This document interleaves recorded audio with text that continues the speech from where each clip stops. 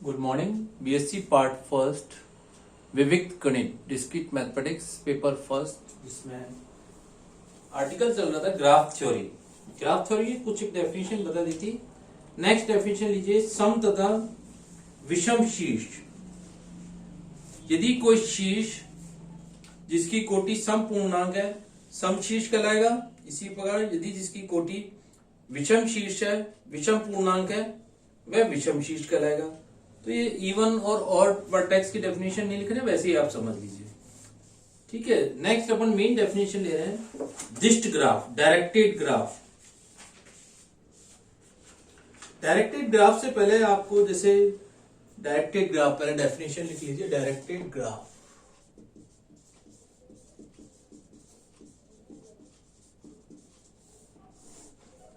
दिष्ट graph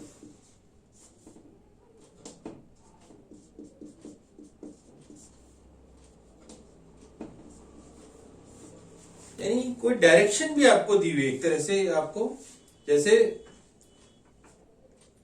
पहले definition लिखिए, V एक अरिक्त परिमित समुच्चय है तथा E समुच्चय V के अवयव का क्रमित युग्मों का परिमित समुच्चय है।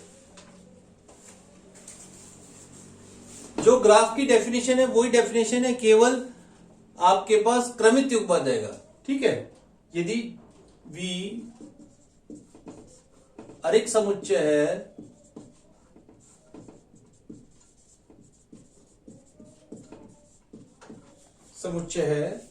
तथा V के अवयव के तथा E समुच्चय V के अवयव के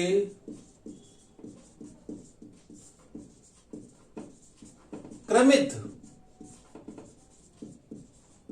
युग्मों का परिमित समुच्चय है।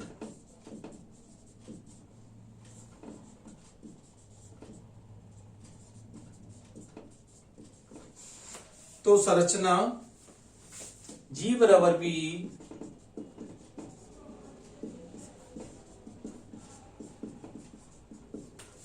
दिष्ट ग्राफ कहलाएगा।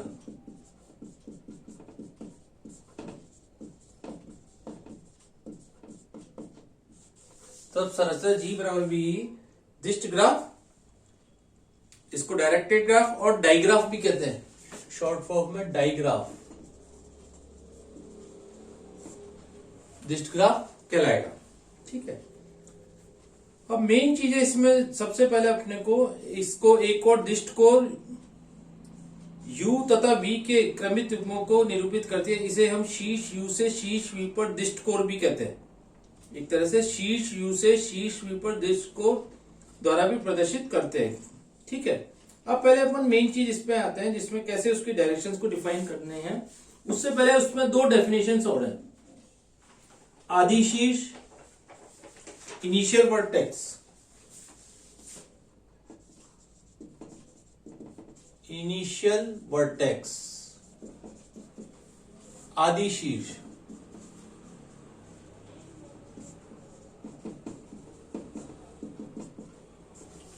देखिए, जहां से दिष्ट कोण, वह शीर्ष जहां से दिष्ट कोण प्रारंभ होती है, वह शीर्ष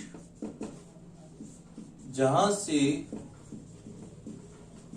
दिष्ट कोण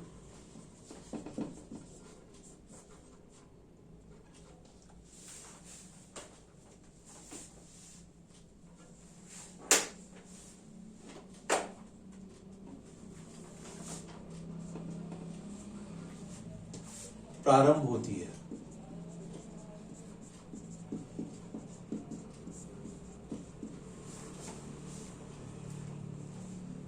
उन सभी कोरों की संख्या जिसका आदि शीर्ष भी है,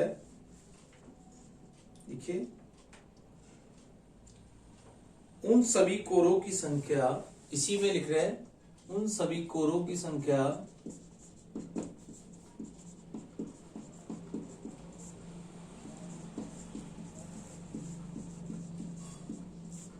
जिसका आदि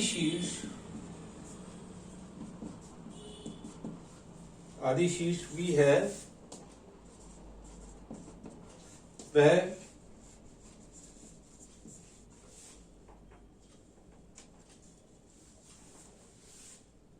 बाह्य शीर्ष की, वह कहलाती है आपकी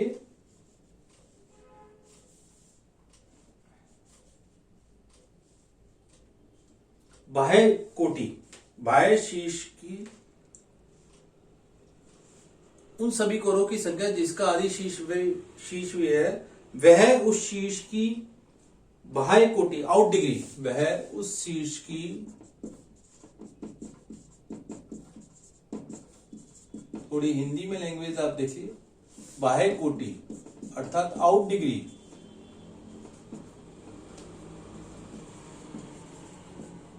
कहलाती है।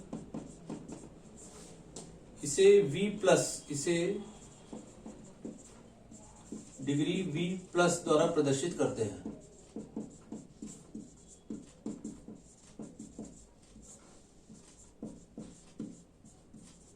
तो ये आदि शीर्ष के साथ ही अपने को लिखना है, क्योंकि आप नेक्स्ट आर्टिकल है डायरेक्टेड ग्राफ की कोटि, तो उसके साथ साथ अपने दो डेफिनेशन आदि शीर्ष, नेक्स्ट लिखिए टर्मिनल वर्टेक्स यानी अंतस्थ शीर्ष, अंतस्थ शीर्ष टर्मिनल वर्टेक्स।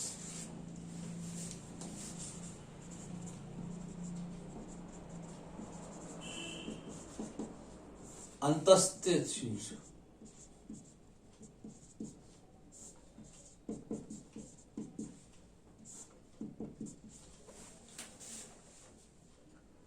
अंतस्थ, इसको नए को ऊपर भी लगा रखा है, ठीक है। वह शीर्ष जहां दिष्ट कोण समाप्त होती है, वह शीर्ष जहां दिष्ट कोण समाप्त होती है,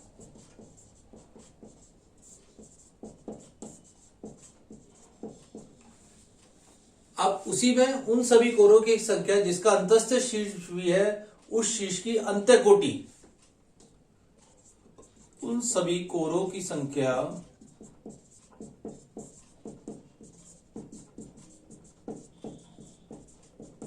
जिसका अंतस्थ शीर्ष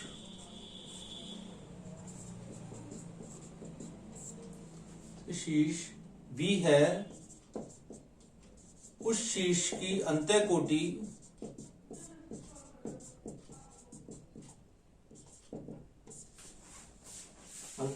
इस तरह लिखते हैं, अंत्य कोटि इन डिग्री,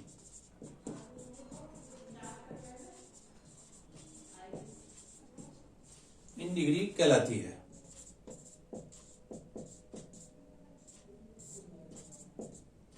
इसे डिग्री V- द्वारा प्रदर्शित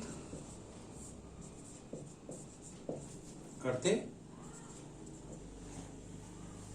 तो अंत्य शीर्ष, और अब सबसे पहले अब देखिए, अब नेक्स्ट देखिए, यदि दिष्ट कोण ग्राफ में कोई पाश है तो उसकी एक बाह्य कोटि होगी और एक अंत्य कोटि होगी, ठीक है, लूप के लिए। अभी आप और आगे डेफिनेशन में लिखा देंगे।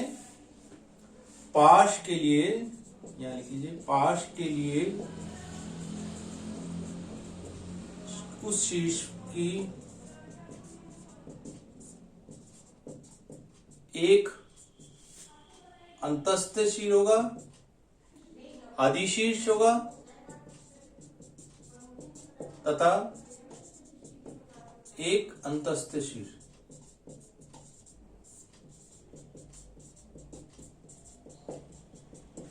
ध्यान रखना है आपको, कोर वो एक ही कहलाएगी, पाश आपको बता रहे हैं, लेकिन डिग्री उसकी दो होगी, एक प्लस में होगी और एक माइनस में काउंट होगी, ठीक है। अब अपन एक डायग्राम चलाते हैं, उससे और आपको क्लियर हो जाएगा कि कैसे उसकी डिग्री निकालनी है, और उसके डायरेक्शन भी देख लेंगे। एग्जाम्पल लीजिए, जैसे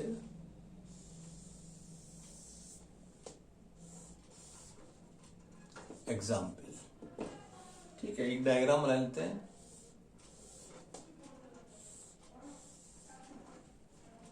V1 V3, V4, V5 और ये ले लिया V6, ठीक है। और ये है आपके पास V2 जिसपे आपको 2 लूप दे रखे हैं।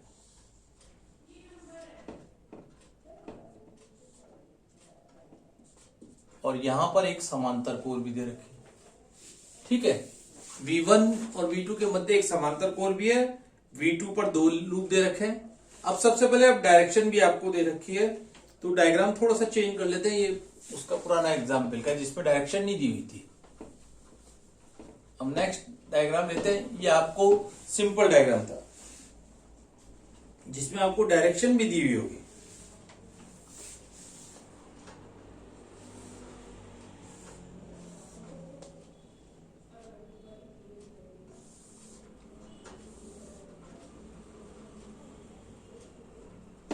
V1, V3, V2, V5 और ये एक शीट ले लिया V4, ठीक है। V3 पे एक लूप दे रखा है आपको, एक V5 पे भी लूप दे रखा है इस प्रकार। अब आपको ये तो सिंपल है, अब इसकी डायरेक्शन भी डिफाइन करनी है।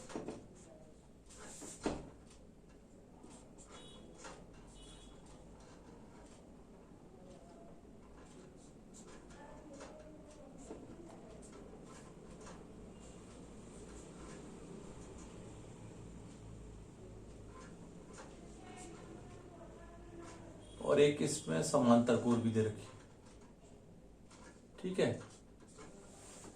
इस प्रकार अब देख लीजिए, पहले कोई डायरेक्शन तो नहीं रहेगी, इस लूप की रह गई है। V3, V5 पे 2 लूप दे रखे, V2, V4 के मध्य समांतर कोरे दे रखे। अब सबसे पहले प्रत्येक की डिग्री निकालनी है। V1 की निकालनी है प्लस की। सबसे पहले V1 प्लस से मतलब है जिससे निकल रही है कोरे। V1 पे से कितनी कोरे निकल रही हैं देखो। V1 से देखो, V1 शीर्ष पर दोनों कोरे आ रही हैं, तो इसका V1 का मान प्लस का मान 0 हो गया। और V1 का नेगेटिव का मान कितना हो गया, 1, 2, दोनों कोरे आ रही हैं, डिग्री ऑफ V1 बराबर हो गया माइनस का 2। अब V2 पे लीजिए इसी प्रकार, पहले आपने बाह्य डिग्री लिख ली और साथ ही साथ अंतर डिग्री। V2 पर, V2 से कितनी निकल रही है, 1, 2, 3, 4, 1, 2, 3, 4। और V2 पर आ कितनी रही है, देखिए एक कोर ये वाली आ रही है। V2 नेगेटिव बराबर हो गया 1। तो V2 पे आ गई 4 डिग्री और V2 पे आ गई नेगेटिव वाली 1 आ गई। नेक्स्ट डिग्री V3 पे ले लीजिए, पहले लूप को छोड़ दिए। V3 से कितनी निकल रही है, 1, 2, 2 तो ये निकल रही है और एक इसमें भी काउंट होगी, तो 2 + 1 बराबर होगी V2 की 3।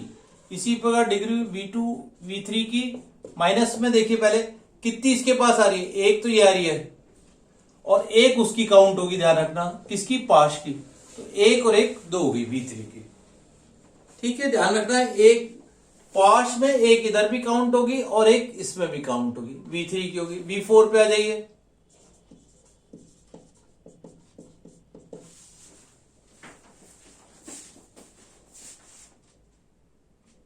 V4 पे देखिए, पहले V4 पे देखिए कितनी V4 से निकल रही है, एक भी नहीं निकल रही है, दोनों आ रही है इस पे, तो ये V4 की हो गई 0। V4 नेगेटिव देख लीजिए, 1, 2, V5 पे है। V5 से एक तो ये निकल रही है, एक तो इसकी काउंट होगी और एक इस लूप की काउंट होगी, तो 1 + 1 बराबर हो गई 2। V5 नेगेटिव कितनी आएगी देखो, एक तो ये इस पर आ रही है और एक उसकी काउंट होगी, तो V5 की हो गई 2, दोनों तरफ आ गई 2 और 2। अब आप एक बार डिग्री प्लस की काउंट करो सारी और डिग्री माइनस की काउंट करो, अगर दोनों से बराबर आ रही है तो आप सही है। सभी का प्लस ले लिया, जितने भी शीर्ष है, 4 और 3 7 और 2 9। इसी पर समीशन डिग्री ऑफ माइनस ले लीजिए, 3 और 2 5 और 2 7 और 2 9। तो इसका मतलब आपका सही है ये। तो इस प्रकार आदि शीर्ष और इस प्रकार अपने आदि शीर्ष और अनंत शीर्ष के आधार पे कोटि का अध्ययन करेंगे। तो ये सारी आपको चारों डेफिनेशन भी आ गई इसके साथ साथ, और उसका एक एग्जाम्पल भी ले लिया अपने। एक एग्जाम्पल आपकी बुक में भी दिया हुआ है, वो भी ले लेते हैं। ये आप देख लेंगे बुक में, जैसे आपको दिया हुआ है V1, V2, V3, V4, V5, सबकी आपको कोटियां निकाल रखी है अलग अलग। तो आप चेक करना, उसका टोटल भी देखो। एक ये वाला एग्जाम्पल दे रखा है, जैसे सॉल्ट एग्जाम्पल देखिए,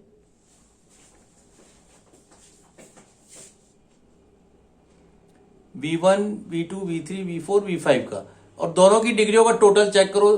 3 और 1 4 और 3 7 4 11, 2 और 1 3 और 5 8 और 2 10 और 1 11, तो दोनों सही है इसका। यहाँ पे नीचे पॉइंट भी लिखा हुआ है, दिष्ट कोर में शीर्षों की बाह्य कोटियों का योग तथा अंत कोटियों का योगफल सदैव समान रहता है, अतः दिष्ट ग्राफ में कोरों की संख्या के बराबर होता है।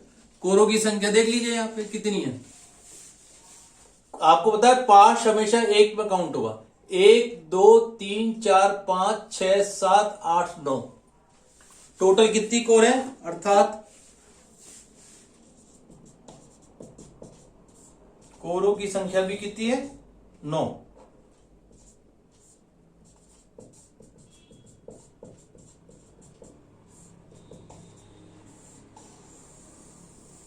ये आपको ध्यान रखना है दिष्ट ग्राफ में।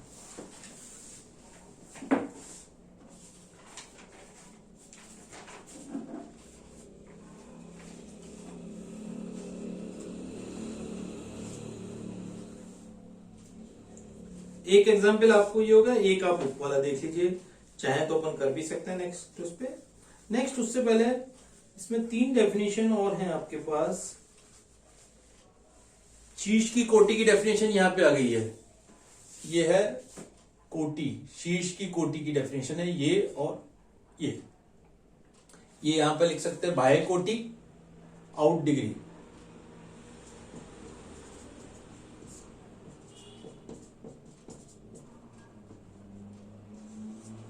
और ये है आपकी अंतस्थित कोटि।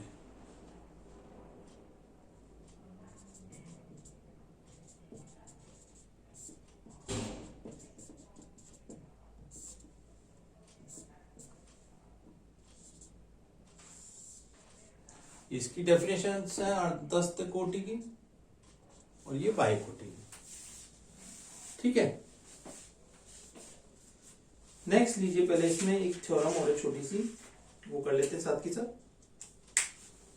देखिए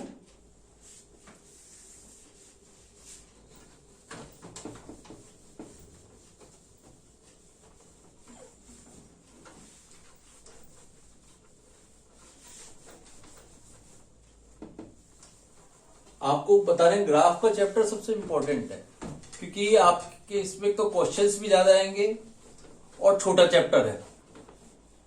मैक्सिमम क्वेश्चंस ही है इसमें, कुछ एक थ्योरम भी 8-10 जिसके आधार पे आपके दोनों तीनों क्वेश्चंस मिल जाएंगे, और एक मैट्रिक्स का क्वेश्चन आता है आधा, तो थोड़ा सा आपको इजी रहेगा ग्राफ का। ग्राफ और ट्री कर दिए, आपको पता है 3-3.5 क्वेश्चन की पूरी तैयारी हो जाएगी, क्योंकि 2 यूनिट को कवर कर रहा है। नेक्स्ट लीजिए थ्योरम, किसी ग्राफ में उपस्थित सभी शीर्षों की कोटियों का योगफल, खाली उसको हेडिंग को लिख रहे हैं अभी, वो समझा भी देंगे।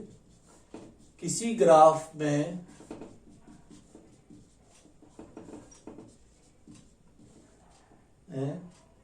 उसके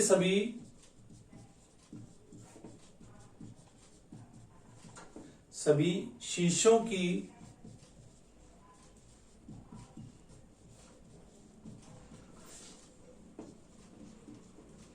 कोटियों का योगफल ग्राफ में उपस्थित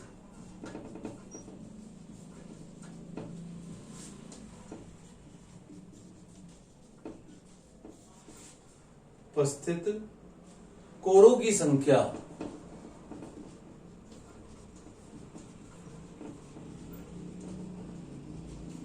की संख्या का दुगना होता है।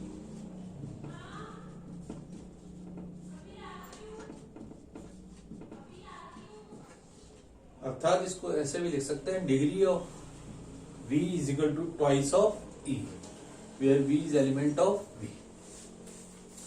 जैसे एक सिंपल है, जैसे मान लीजिए v1 v2 दो शीर्ष है। अब शीर्षों की कोटि, इसकी भी कोटि एक है, इसकी भी कोटि एक है। कोटि देखो v1 की 1, v2 की कोटि भी 1 है। इनका योगफल कितना हुआ? कोटियों का योगफल 2। कोरों की संख्या कितनी है? 1। तो कोरों की संख्या कितनी हुई? कोरों की संख्या का दुगना है, एक कोर है तो 2 आ गया इनकी कोटियों का योगफल। अब मान लो इसमें कोई पाश, यहां तो कोई पाश नहीं है। अब जैसे पाश ले लेते हैं, ये ले लिया, एक पाश भी ले लिया। इसी में v1 की कोटि देखिए 1, v2 की कोटि एक तो ये है, और 2 इसका। पाश को हमेशा कोटि में काउंट 2 होगी, आपको पहले ही बताया। इनका योगफल कितना हुआ? अतः शीर्षों की कोटियों का योगफल कितना हुआ?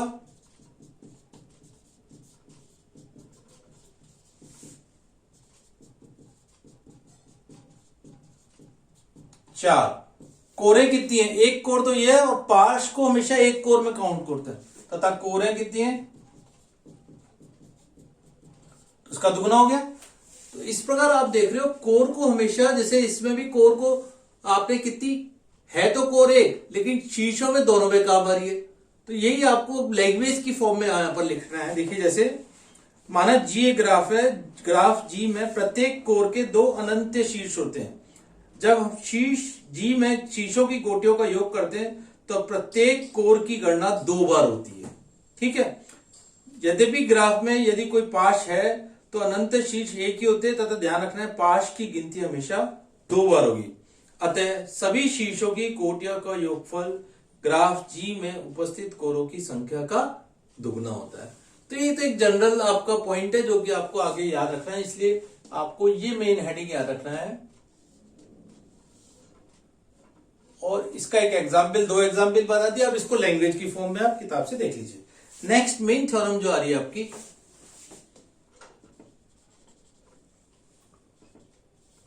इसको मिटाई देते हैं बल्कि, क्योंकि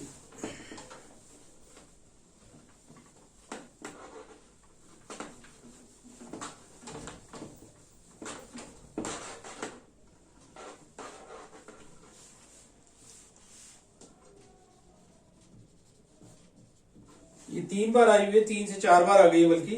ग्राफ जी में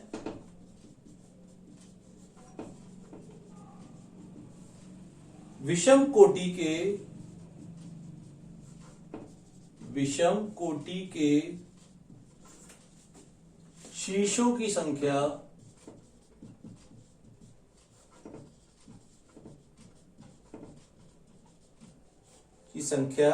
सदैव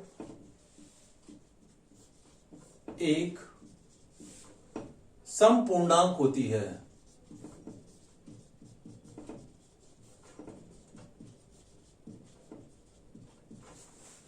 ग्राफ जी में विषम कोटि के शीर्षों की संख्या सदैव एक समपूर्णांक होती है। ठीक है। जैसे एक पहले एग्जांपल ले लेते हैं, जैसे ये ले लीजिए।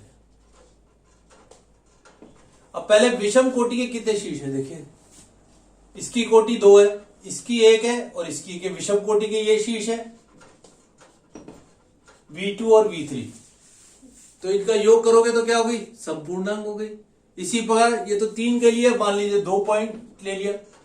अब दोनों ही विषम कोटि के हैं शीर्ष, तो इनका योग करेंगे तो फिर वो संपूर्णांक हो रही है। प्रूफ। ठीक है। ये तो अपने एक सिंपल एग्जांपल ले लिया समझाने के लिए। आपको प्रूफ में लिखिए, माना जी बराबर वी ग्राफ है जिसमें कोरों की संख्या ई है। सबसे पहले लिख लिया, जिसमें कोरों की संख्या ई है, अर्थात अभी आपने लिखा था समीशन डिग्री ऑफ v बराबर ट्वाइस ऑफ ई। ये आपने लिखा है समीशन V बराबर माना V1 तथा V2 सम एवं विषम क्या है? सम एवं विषम कोटियों के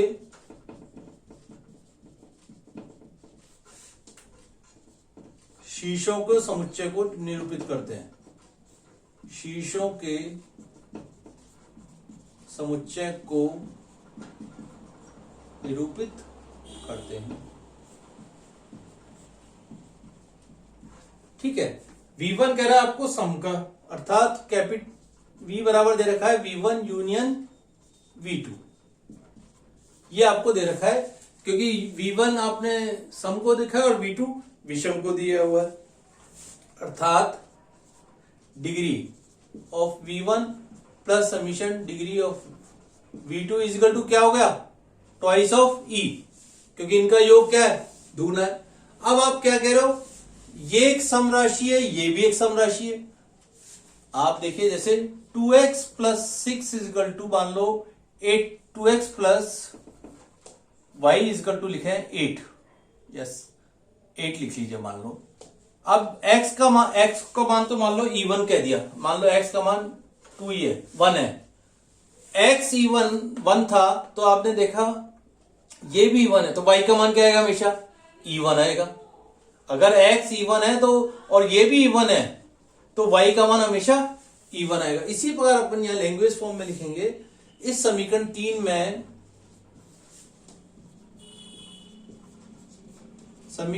में बाएं पद में, बाएं पक्ष में पहला पद सम है तथा दायां पक्ष भी सम है। ठीक है। अतः दाहिना पक्ष में सम संख्या, अतः 2 के वाम पक्ष का द्वितीय पक्ष, अतः समीकरण 3 में बाएं पक्ष का द्वितीय पद भी सम होगा। जब भी पॉसिबल होगा तो ये कह रहा है विषम कोटि के शीर्षों का संख्या भी सम होगा। अतः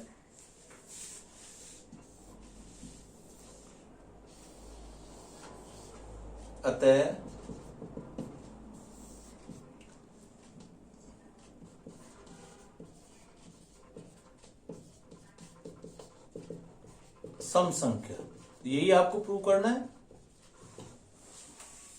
कि V2 के भी सभी क्या होंगे? सम होंगे। अतः समुच्चय V2 में प्रत्येक शीर्ष की कोटि विषम है और इनका योगफल हमेशा सम होगा। ठीक है। अतः समुच्चय, ये आपने स्मॉल b ले रखा है यहां पे, समुच्चय V में V2 में प्रत्येक शीर्ष की कोटि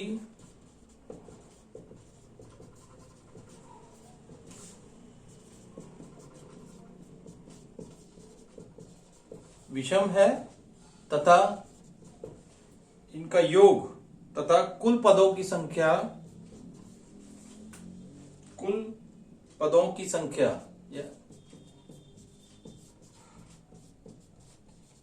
एक सम संख्या होगी।